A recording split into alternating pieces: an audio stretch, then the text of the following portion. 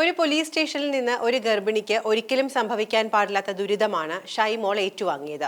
സ്റ്റേഷനിലെ CCTVയിൽ സത്യം പതിഞ്ഞിട്ടുണ്ട് എന്ന് മാത്രമാണ് മറ്റുള്ളവരോട് യുവതിയും ഭർത്താവും പറഞ്ഞുകൊണ്ടിരുന്നത്. പിന്നീട് ഇതിനുള്ള നിയമ പോരാട്ടം അവർ ആരംഭിക്കുകയും ചെയ്തു. എറണാകുളം നോർത്ത് സ്റ്റേഷനിൽ SHO പ്രതാപ് ചന്ദ്രന്റെ മർദ്ദനമേറ്റ സംഭവത്തിൽ 2 വർഷത്തോളമുള്ള ഷൈമോളുടെ കാത്തിരിപ്പാണ് ഇപ്പോൾ വിജയം കണ്ടിരിക്കുന്നത്. 2024 ജൂൺ 20-നാണ് കേസിനാസ്പദമായ സംഭവം അരങ്ങേറിയത്. പോലീസ് പൊതുസ്ഥലത്തു വെച്ച് 2 പേരെ മർദ്ദിക്കുന്നതിന്റെ ദൃശ്യങ്ങൾ യുവതിയുടെ ഭർത്താവ് മൊബൈലിൽ പകർത്തിയിരുന്നു. മഫ്തിയിലെത്തിയ പോലീസ് ദൃശ്യങ്ങൾ പകർത്തിയ ആളെ കസ്റ്റഡിയിലെടുത്ത് സ്റ്റേഷനിലേക്ക് കൊണ്ടുപോയി. ഇതന്വേഷിച്ച് സ്റ്റേഷനിലെ യുവതിയെ CI പ്രതാപ് ചന്ദ്രൻ മർദ്ദിക്കുകയായിരുന്നു. ഷൈമോളും ഭർത്താവും കോടതിയെ സമീപിച്ചതിന് പിന്നാലെ കള്ളക്കേസുകളും ഇല്ലാത്ത വകുപ്പുകളും ചുമത്തി കേസ് മുന്നോട്ട് കൊണ്ടുപോകാൻ പോലീസ് ശ്രമിച്ചത്. പോലീസ് കസ്റ്റഡിയിലുള്ള ഭർത്താവിനെ ബലം പ്രയോഗിച്ച് മോചിപ്പിക്കാൻ ശ്രമിച്ചു. സ്റ്റേഷൻ ആക്രമിച്ചു. SHOയെ മാന്തുകയും ആക്രമിക്കുകയും ചെയ്തു.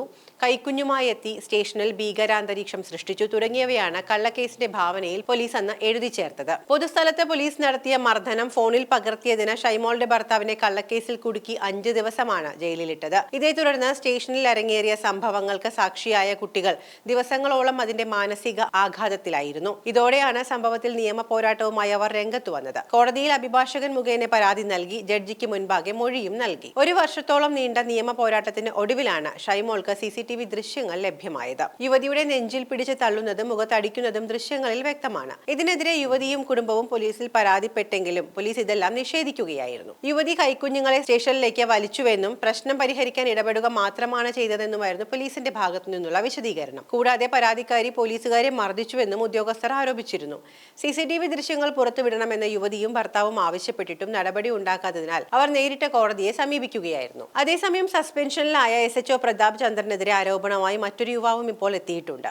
സ്വിഗ്ഗി ജീവനക്കാരനായ റിനീഷാണ് 2023-ൽ പ്രതാപ് ചന്ദ്രൻ തന്നെ മർദ്ദിച്ചു എന്ന ആരോപണവുമായി വന്നിരിക്കുന്നത്. ഒരു ചാനലിൽ നൽകിയ അഭിമുഖത്തിലാണ് ഈ യുവാവ് ഇക്കാര്യങ്ങൾ വെളിപ്പെടുത്തിയിരിക്കുന്നത്. 2023 ഏപ്രിൽ 1-നാണ് പ്രതാപ് ചന്ദ്രൻ മർദ്ദിച്ചത്. ആ സമയത്ത് താൻ സ്വിഗ്ഗിയിലായിരുന്നില്ല, വേറൊരു കമ്പനിയിലായിരുന്നു ജോലി. ഹോട്ടലുകളിലൊക്കെ ഹിന്ദിക്കാരെ ജോലിക്ക് എത്തിച്ചു നൽകുന്ന കമ്പനിയായിരുന്നു അത്. അത്തരത്തിൽ സ്റ്റാഫിനെ അന്വേഷിച്ച് ഞാൻ പലയിടത്തും പോകുമായിരുന്നു. സംഭവ ദിവസം ആളുകളെ അന്വേഷിച്ചിറങ്ങി. ഉച്ചയായപ്പോൾ ഒരു പാലത്തിന് സൈഡിൽ ഇരിക്കുകയായിരുന്നു. അപ്പോൾ 2 പോലീസുകാർ വന്ന് ലാത്തി കൊണ്ട് തട്ടി. അവരോട് സംസാരിച്ചുകൊണ്ടിരിക്കെയാണ് പ്രതാപ് ചന്ദ്രൻ വരുന്നത്.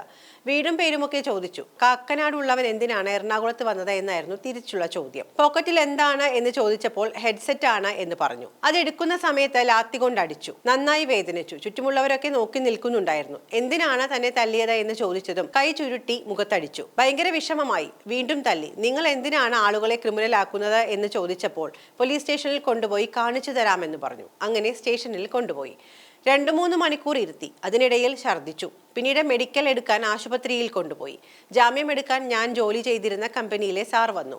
അവിടെ മഫ്തിയിൽ ഇരിക്കുന്ന പോലീസുകാർ സ്കൂളിൽ സാറുമാരൊക്കെ തല്ലിയിട്ടില്ലേ, അങ്ങനെ കണ്ടാൽ മതിയെന്ന് പറഞ്ഞ് തമാശയായി വിട്ടു. എന്നെ വിടുന്ന സമയത്ത് അയാൾ പറഞ്ഞത് കരുതൽ തടങ്കലിലായിരുന്നു എന്നാണ്.